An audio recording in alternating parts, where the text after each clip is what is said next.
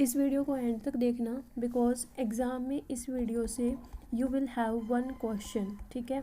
100% आएगा। और ये चीज़ तुम कमेंट सेक्शन में बोलोगे, बिकॉज ये एक चैप्टर हम इसमें डिस्कस करेंगे, ठीक है। ज़्यादा बड़ा वीडियो भी नहीं होगा, बट एग्ज़ाम में यहाँ से एक क्वेश्चन पक्का आएगा, ठीक है। इस एक चैप्टर में हम क्या डिस्कस कर रहे हैं, D&F ब्लॉक, ठीक है।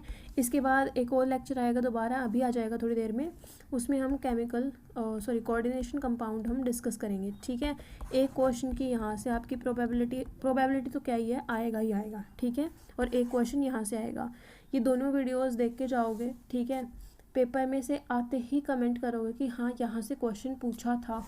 200% मैं बोल रही हूँ कि क्वेश्चन आएगा, ओके। अब सेकंड चीज़ क्या है यहाँ पे, कि जैसे मैंने बोला कि इस वीडियो में हम D&F ब्लॉक के बारे में डिस्कस करेंगे। तो D&F ब्लॉक में टोटल 15 वैरायटी के क्वेश्चन हैं जो कि पूछे जाते हैं। अब वो 15 वैरायटी के क्वेश्चन बहुत इजी हैं, बहुत आराम से आप लोग सोल्व कर लोगे, but you have to do the practice कैसे करनी है वो मैं बताऊँगी आगे आगे सारी चीज़ें, ठीक है। वीडियो को स्टार्ट करते हैं। उससे पहले आप लोगों को देखो एक पेज ऐसा दिख रहा होगा, मैंने लगा रखा है यहाँ पे।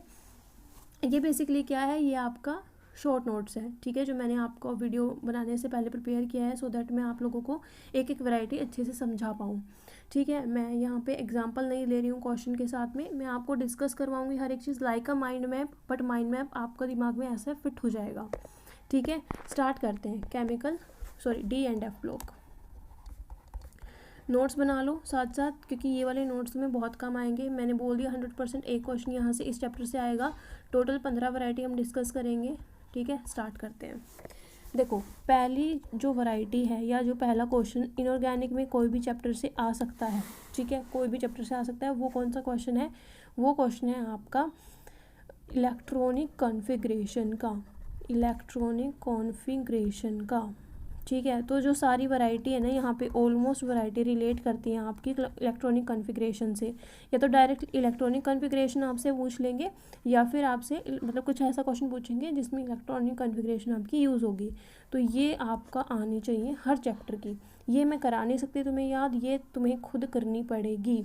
ये अगर तुमने कर ली, इनऑर्गेनिक केमिस्ट्री में तुम्हारे 8 से 10 क्वेश्चन आते हैं, सारे के सारे सही करके आओगे, एक भी क्वेश्चन नहीं रहेगा, मैं गारंटी के साथ कह रही हूँ, ठीक है। सेकंड बात करते हैं। सेकंड यहाँ पे ना ट्रांजिशन एलिमेंट के बारे में क्वेश्चन पूछा जाता है। ट्रांजिशन एलिमेंट, सो आप लोगों को पता होना चाहिए ट्रांजिशन एलिमेंट होते क्या हैं, जिसमें आपका जो d ऑर्बिटल है उसमें क्या प्रेजेंट हो, आपका ये हाफ फिल्ड हो, ठीक है। ये क्या हो, हाफ फिल्ड। अगर ये हाफ फिल्ड है, एक ऑर्बिटल में एक ही इलेक्ट्रॉन है, तो आपका वो ट्रांजिशन एलिमेंट में आएगा, ठीक है। ये क्वेश्चन आपके आएंगे, आपको काफ़ी सारे एलिमेंट दे देंगे, ठीक है। आयन फॉर्म में भी दे सकते हैं वो, एंड पूछेंगे कि आपको बताना है कि ये ट्रांजिशन एलिमेंट है कि नहीं है। तो अगेन आप ये कैसे कर पाओगे, जब आपको इलेक्ट्रॉनिक कॉन्फ़िगरेशन पता होगी। ये तो पता है ना कि पॉजिटिव का मतलब है उसने इलेक्ट्रॉन लूज़ कर दिया, और नेगेटिव का मतलब उसने इलेक्ट्रॉन गेन कर लिया, ठीक है। तो जैसे नाइट्रोजन है, नाइट्रोजन पे -3 लिखा है, मतलब कि नाइट्रोजन के पास 7 इलेक्ट्रॉन तो हैं, प्लस इसके 3 और हो गए, तो कितने इलेक्ट्रॉन हो गए, 10। ये आपको छोटे मोटे कॉन्सेप्ट आने चाहिए। तो ट्रांजिशन एलिमेंट के ऊपर क्वेश्चन आता है, वो भी डायरेक्ट रिलेट करता है आपकी इलेक्ट्रॉनिक कॉन्फ़िगरेशन से। दोनों इम्पॉर्टेंट हैं, ठीक है, ये कॉन्सेप्ट्स याद रख लेना। तीसरी जो वैरायटी है यहाँ पे जो पूछी जाती है, वो आती है जनरल इलेक्ट्रॉनिक कॉन्फ़िगरेशन। ये हर चैप्टर में आपकी है, ठीक है। इलेक्ट्रॉनिक कॉन्फ़िगरेशन की लाइक डी ब्लॉक एलिमेंट की जनरल इलेक्ट्रॉनिक कॉन्फ़िगरेशन बताओ, एफ ब्लॉक एलिमेंट्स की जनरल इलेक्ट्रॉनिक कॉन्फ़िगरेशन बताओ, या फिर आपका सिर्फ ट्रांजिशन एलिमेंट की जो जनरल इलेक्ट्रॉनिक कॉन्फ़िगरेशन है वो बताओ। तो ये भी एक इंपॉर्टेंट क्वेश्चन है। जैसे ट्रांजिशन एलिमेंट की क्या है हमारी, NS2 N-1D 1 to 10, ये आपको पता होनी चाहिए। This is a general electronic configuration, यहाँ से क्वेश्चन आता है, ठीक है। मैं ये नहीं कह रही यहाँ से एक ही क्वेश्चन है, यहाँ से 2 क्वेश्चन भी आ सकते हैं इस चैप्टर से, बिकॉज जनरल इलेक्ट्रॉनिक कॉन्फ़िगरेशन और सेम फॉर ऑल चैप्टर्स, ठीक है। मतलब कि ये आपकी जैसे एस ब्लॉक की भी होगी, पी की भी होगी, डी की भी होगी, हर एक की होगी, तो ये आपकी सिमिलर है।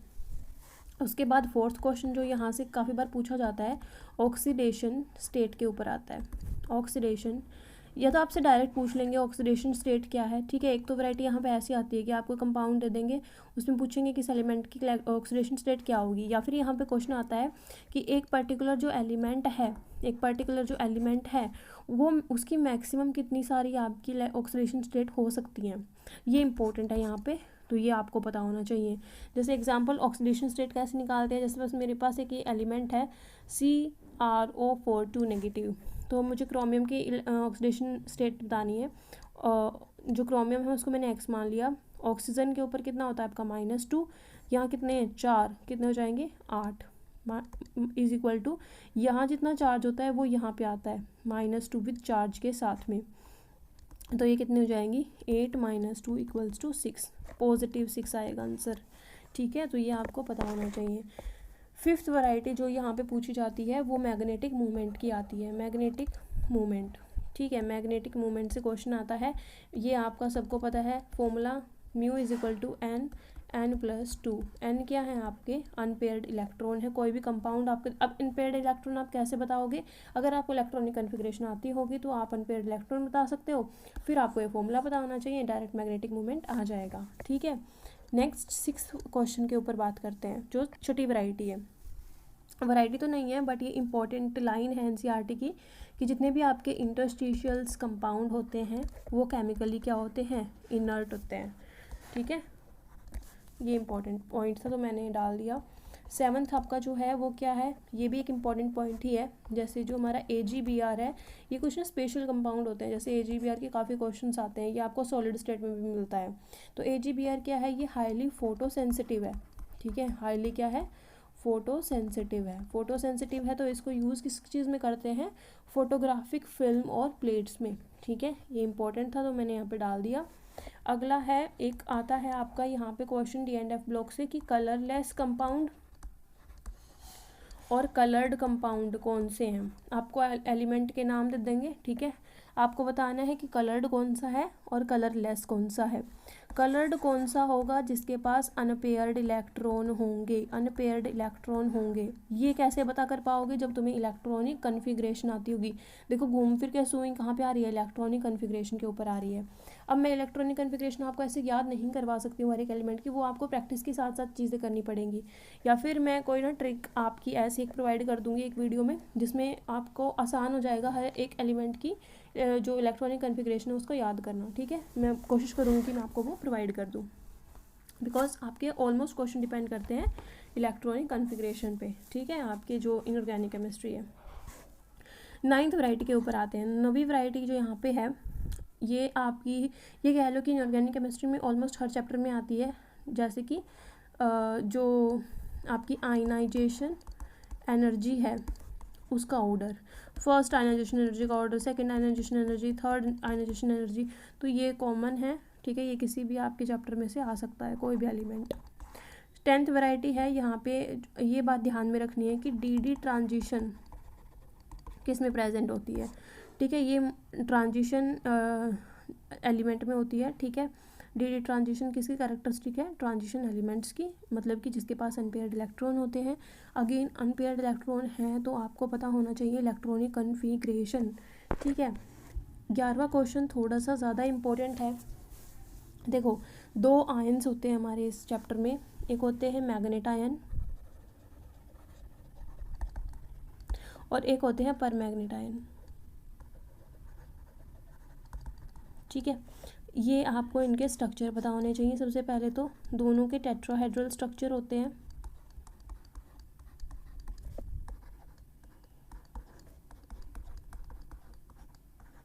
पर यहाँ पे ना डिफरेंस है। जैसे इसमें पाई बॉन्ड कितने हैं, कम है, इसमें पाई बॉन्ड ज़्यादा हैं, तो यहाँ पे क्वेश्चन आ जाता है कि किस में कितने पाई बॉन्ड है, या किस में पाई बॉन्ड ज़्यादा है कम है, या फिर पाई बॉन्ड जब यहाँ पे बन रहा है तो कौन कौन से ऑर्बिटल इन्वॉल्व हैं, ओ के और एम के। तो ऑक्सीजन का यहाँ पे पी ऑर्बिटल इन्वॉल्व होता है, और आपका मैग्नीज का जो है एम एन का जो है, ये एम एन है, सॉरी Mn जो है मैग्नीज का जो है इसमें d ऑर्बिटल इन्वॉल्व होता है। तो ये आपका ज़रूरी है कि यहाँ पे पाई बॉन्ड फॉर्मेशन में ऑक्सीजन का p ऑर्बिटल, मैग्नीज का d ऑर्बिटल शामिल होता है, और इसमें जैसे 2 पाई बॉन्ड हैं और इसमें आपके 3 पाई बॉन्ड हैं। ठीक है, ये एक इंपॉर्टेंट चीज़ थी। यहाँ पे 12वीं वैरायटी जो आती है वो पैरामैग्नेटिक और डायमैग्नेटिक कंपाउंड कौन से हैं। लास्ट 2 साल से पैरामैग्नेटिक और डायमैग्नेटिक का क्वेश्चन आ रहा है। ठीक है, इम्पोर्टेंट है।